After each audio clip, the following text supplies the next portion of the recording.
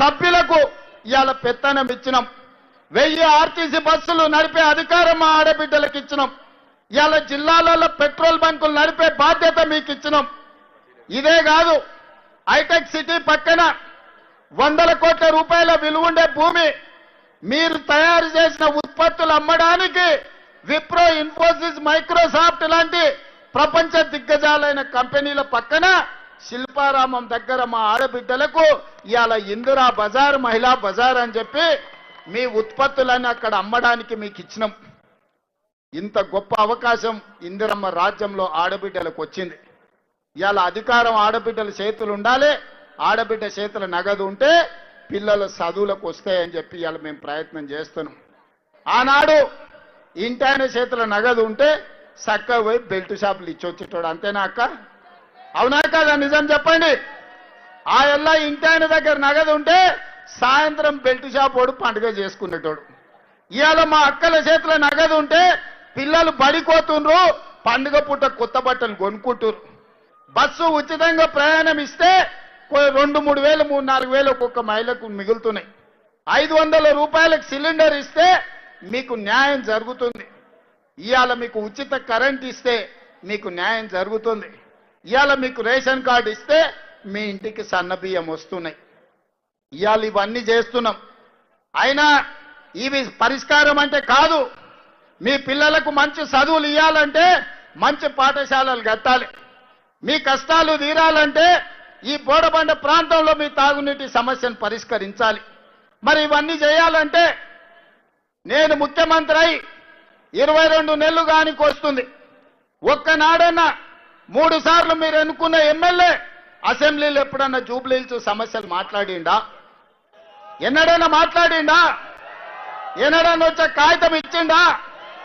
PGR బస్తీలో పట్టాలు కావాలని అడిగిండా? మీకు నీళ్లు కావాలని అడిగిండా? మీ సీసీ రోడ్ల గురించి మాట్లాడిండా?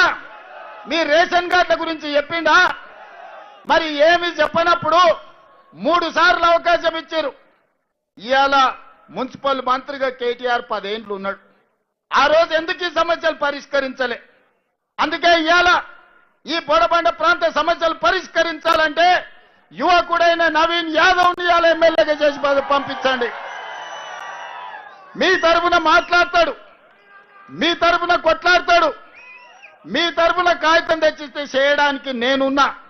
ముఖ్యంగా మా పాలమూరు జిల్లా బిడ్డలకు నేను అడుగుతున్నా, ఇవాళ మీ బిడ్డ ఇవాళ తెలంగాణ రాష్ట్రానికి ముఖ్యమంత్రిగా ఉన్నాడు. పనులు చేయించుకున్న బాధ్యత మీది. మరి మీ తరఫున మాట్లాడాలంటే మీ తరఫున మాట్లాడే మనిషి మీ ప్రతినిధిగా ఉండాలి కదా.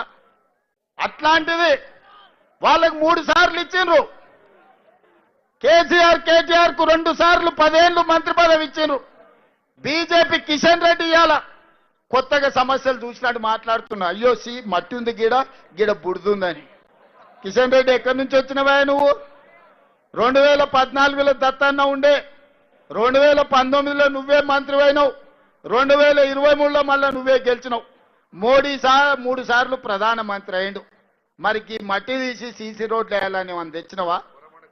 బోడబండకి ఎప్పుడైనా నీ ఎంపీ నిధుల నుంచో కేంద్ర మంత్రిగా 10 పైసలన్నా తీసుకొచ్చినవా? ఇవాళ పన్లిక్కులు ఇచ్చుకుంటూ వచ్చిన, అయ్యో మీకు సమస్యలు ఉన్నాయి, మీ సమస్యలు పరిష్కరిస్తామని. ఈ దేశానికి ప్రధానమంత్రిగా నరేంద్ర మోడీ ఉన్నాడు. ఏం తెస్తావో తీసుకురా, ఇంకా 10 రోజులు ఉంది పోలింగ్. ఏం తెస్తావో ఢిల్లీ నుంచి, అంతేగాని గల్లీలలో వచ్చి ఇవాళ 1-2 అని కథలు చెప్తున్నాడు. పార్లమెంట్ ఎన్నికల్లో బీఆర్ఎస్ వాడు ఓట్లన్నీ బీజేపీని కేపించిండు. అందుకే మహబూబ్నగర్ కానీ, చేవెళ్ళ కానీ, సికింద్రాబాద్ కానీ, మల్కాజిగిరి కానీ, మెదక్ కానీ, నిజామాబాద్ కానీ, కరీంనగర్ కానీ, ఆదిలాబాద్లో 8 పార్లమెంట్లలో బీఆర్ఎస్ డిపాజిట్లు జప్తయితే ఇవాళ బీజేపీ గెలిచిండు. కేంద్రంలోనేమో బీజేపీ కోట్లు వేయాలి, రాష్ట్రంలో బీఆర్ఎస్ కోట్లు వేయాలని ఇవాళ బీజేపీ డిపాజిట్ కూడా ఓగొట్టుకొని బీఆర్ఎస్ వాళ్ళని గెలిపించడానికి ప్రయత్నం చేస్తుంది. ఆలోచన చేయండి. వీళ్ళ కుమ్ముక్కు రాజకీయాలు, వీళ్ళ ఫెవికాల్ బంధం. మొదటి రోజు కేటీఆర్ మాట్లాడతాడు, 2వ రోజు కిషన్ రెడ్డి మాట్లాడతాడు. వీళ్ళిద్దరికి ఫామ్ హౌస్లో కూర్చొని ఇవాళ